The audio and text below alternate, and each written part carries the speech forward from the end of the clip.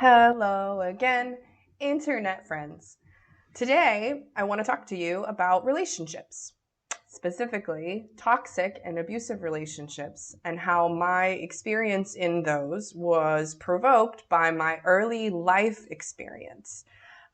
Because doing this work is daunting and messy, but I think it's necessary for improving my overall quality of life and maybe yours too. And if there's something that you can take away from my hard work, I'm happy to make that happen. Or if you're thinking about starting this work but wondering if it's actually going to be worth it, my new perspectives might give you the encouragement that you need to get started or keep going in your healing journey. I'll note that these realizations have resulted after years of individual therapy and quite a bit of my own research, both online and in reading books about healing from toxic relationships, as well as my education and my professional experiences. So, Patrick Teahan, who is a therapist specializing in childhood trauma, and I will link his YouTube channel in the description box below. He notes that one of the important components of healing from childhood trauma is to look at the ways that we were set up by our original family system for either success or failure as adults. And I find this particularly relevant when it comes to understanding the romantic blind spots that I've had in my life and how I've been susceptible to getting into and staying in toxic or abusive relationship dynamics. Of course, because the environment in my home life was one of chaos, impulsivity, rage attacks, and neglect, those are the same sorts of themes that existed in my romantic relationships in later life. Our families of origin are the first examples of what to expect from others. This is where we form our understanding of how romantic partners treat each other in seeing our parents and how they regard their spouse, how our parents treat their children, how siblings relate to siblings, and by extension, what sorts of treatment we as individuals can expect from the rest of the world as we grow up. So our family of origin really gives us the blueprint for every other relationship that we'll have in life. Online, you'll see things that say, like, you attract what you think you deserve.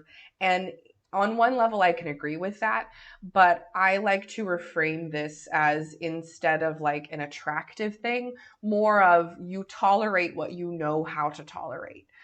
So yeah, there have been times in my life where looking back, I can see that my brain was maybe seeking out, being punished or frankly tortured because of my own sense of like survivor's guilt or kind of this internalized worthlessness. But more recently, I kind of find it appropriate to say that when you grow up in the environment of trauma, you become accustomed to making it work, and then that works against you as an adult. So as a child, I had to find a way to be okay with situations that never should have been something I was dealing with in the first place. And that skill set still exists inside of me. So when I find myself in those sort of dynamics, it's kind of like instinct takes over and those old survival skills kind of reemerge. And then there I am again, coping with the impossible simply because that's something that I know how to do. So in my relationships, this looked like keeping myself really busy, minimizing my needs to my partners, and then engaging in a lot of limiting inner self-talk. So here are a couple of ways that my childhood experience kind of set me up for not success in my relationships as an adult. For a period of time, I was in the care of an alcoholic, chronically absent parent. There were sometimes days or weeks where I wouldn't see them at all. And so as an adult in my relationships, I didn't bat an eyelash when my partners would simply check out for stretches of time. Instead of being a red flag, my brain defaulted to old coping mechanisms, like having an unhealthy amount of compassion and understanding for the needs of that other person to get away from me. And as you might have guessed, the undertone of those situations was one that reinforced an inner belief that I was something to get away from. You can imagine how that led me into the arms of some really not so great people. Really, it perpetuates itself, and it's really unfortunate. Another blind spot that I had in relationships was the incorrect understanding that if somebody truly loves you, they are prone to lash out at you like a punching bag and then never speak about the issue ever again. And in my later relationships, this would take place when partners would do or say terrible things and then return to normal. And even as I began to learn more about how to have healthy relationships, and I would attempt to circle back with my partners and address the ways that I had been invalidated or slighted or mistreated, they usually wouldn't be willing or able to tolerate the accountable discussion that was necessary for a genuine repair. And then my superhuman compassion would kick in again, and I would find myself looking for ways to make me be the bigger person and overlook those blatant violations of my boundaries and needs. And so it was, again, I was faced with somebody who I cared about and who I thought cared about me, and they would mistreat me and then act like it never happened. And I defaulted back into saying, like, well, this is okay, because this is what happens when people care about you. Sometimes they just let it kind of spill over on you, and then it's perfectly normal to never talk about it again. Another maladaptive coping skill that I picked up from my childhood that made me have crappy adult relationship outcomes was my ability to kind of roll with the punches and really withstand problematic levels of instability and rapid change. Because my parent was really impulsive and I was a child, I had little choice but to adopt kind of this like just keep swimming mentality, and try to grin and bear it throughout the roller coaster that was kind of orchestrated by their actions. And then again, as an adult, it was way too easy to just go back into survival autopilot, when what I really should have done was like look for the eject button and smash the eject button. Another blind spot or coping hindrance that I developed as a result of my upbringing was the loss of my voice. And I don't mean literally, but kind of essentially, in essence, I lost my voice. I have heard stories from one of my parents about how when I was a toddler, I was prone to fits of like crying and screaming, something that's otherwise kind of known as a temper tantrum, which is a developmentally appropriate method of communicating needs before mastery of the English language. But in these instances, my parent would literally turn their back to me and ignore me in front of me while remaining in the room. They would turn around and turn their back to me, until I quieted down myself to a level that they felt was appropriate. And only then would they be willing to address whatever my request was. And I can imagine, if not remember, that once I hit that boiling point, and I was emotionally exhausted, I didn't really dare to ask for much, because I was probably just going to be dismissed again, or I would set them off again. And so over time, I learned to cope with this by assuming that my needs weren't going to be met anyway. And then in my adult relationships, this looked like me trying really hard to never ask anything from my partners. And instead, I just accepted whatever they kind of had left over to give to me, which was often not much to begin with. And I would just kind of like white knuckle through the rest. One of the sadder blind spots that I've had, in my opinion, was a tolerance for being just insulted by my partners. And this also had its roots in being insulted, belittled, bullied, or kind of openly mocked by my parental figures.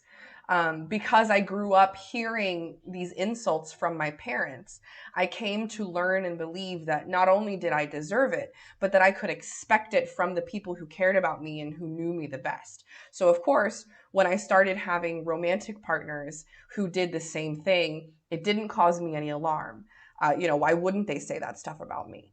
And moreover, this particular trait of my upbringing kind of primed me to not recognize affection or admiration from someone else if it didn't include this component of like verbal abuse. Somebody who was purely kind and flattering and complimentary to me felt kind of like odd and unreal. It felt like the artificial sweetener. It felt like something that was just not what I was used to. And so it's entirely likely that I've rejected people in the past who were simply not mean enough to meet the mark of what I had misunderstood like love and connection to be. I didn't write anything for this part. I'm experimenting here. But yeah, I've been thinking about these blind spots, of course, for doing this video, but also kind of reflecting on like my past relationship experiences and, how I was set up for my life. And Patrick Teahan kind of suggests that, you know, it's important to look at how your parents set you up one way or the other.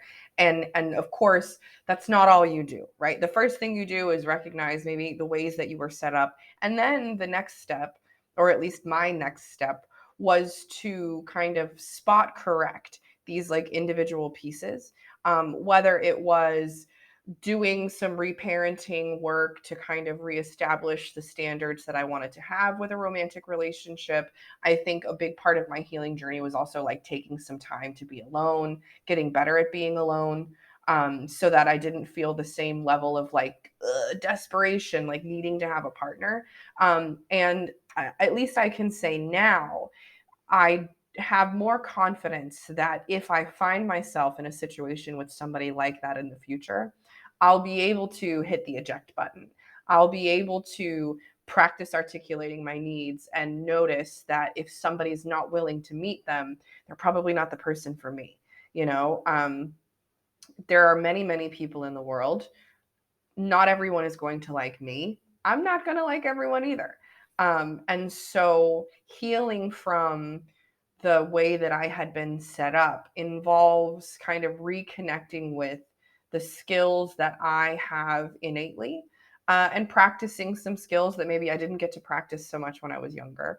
But embracing that like growing process is vital. And I think it's also a loving thing to position yourself as a learner. You know, we don't have to know everything from the onset. And quite frankly, a lot of us did not get like a full, robust education on how to approach our relationships in the best way. And even if our parents attempted to do that, they probably wouldn't have had the right information anyway. You know, we know a lot more now about the importance of like emotional intelligence and empathy, and the way that our interpersonal relationships can really, you know, affect our mental health and well-being. We just know more now. And so now that there is more information out there, it's a loving thing to embrace that and to find that information and apply it to your own life.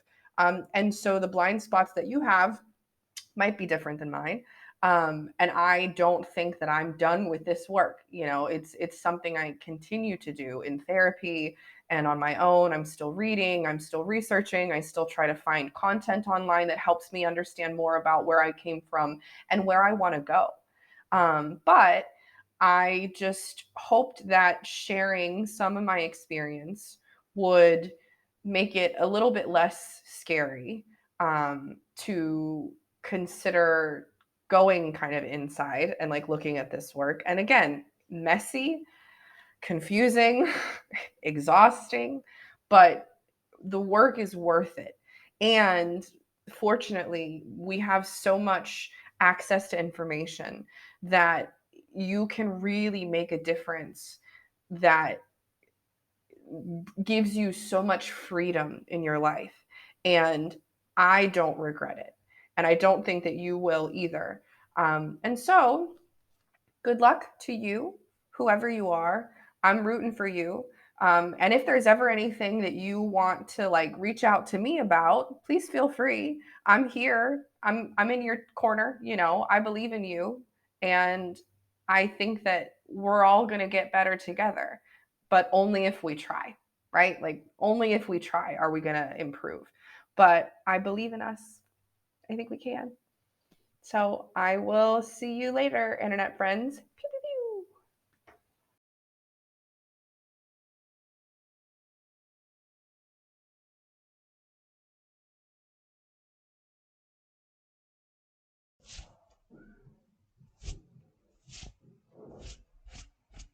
pew.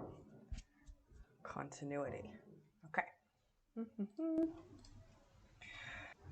And let me mute my speakers. Maybe. Okay. Be quiet. I guess I could have just used the buttons on my keyboard, but that's also fine. Okay. Audio is going. Video is going. Have some glare on my glasses. Probably not going to be able to make that go away. We're just going to deal with it. And this. Okay.